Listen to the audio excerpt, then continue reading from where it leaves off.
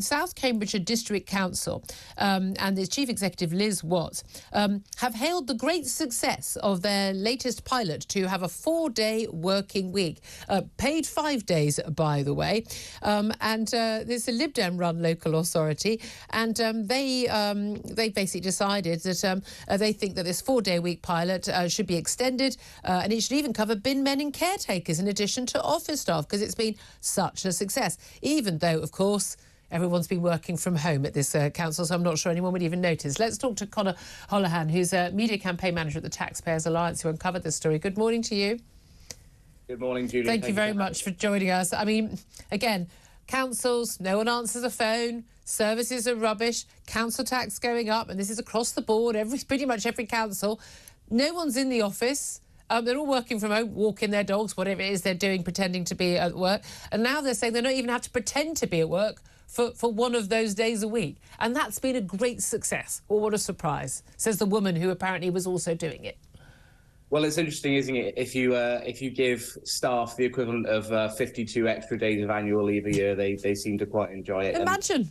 But fine. But for service users, and we can see when we look at the measurements that the council puts out themselves, if we compare to pre-pandemic levels, some of the key performance indicators are down, including answering the phone on time. That's one of the key ways people get in touch with their councils.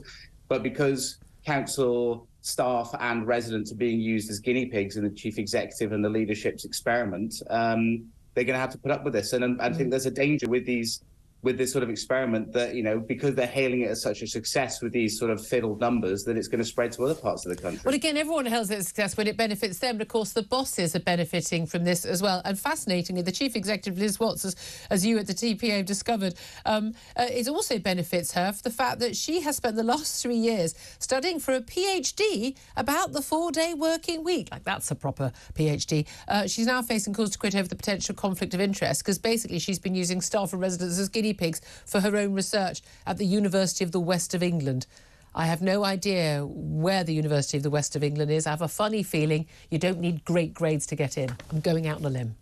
Well, perhaps it helps in your studies if you've got an extra day off every week. But yeah, no, we've seen, for 6 months last year, the council occupancy rates were around 6%, and only 1 day out of those 6 months did occupancy tilt above 10%. So the council kind of argues it needs to bring in a 4-day working week to retain staff. I can't imagine many ways in which it can become, more occupying to its staff. So, we are worried that this is going to spread to other parts of the country. It is extraordinary.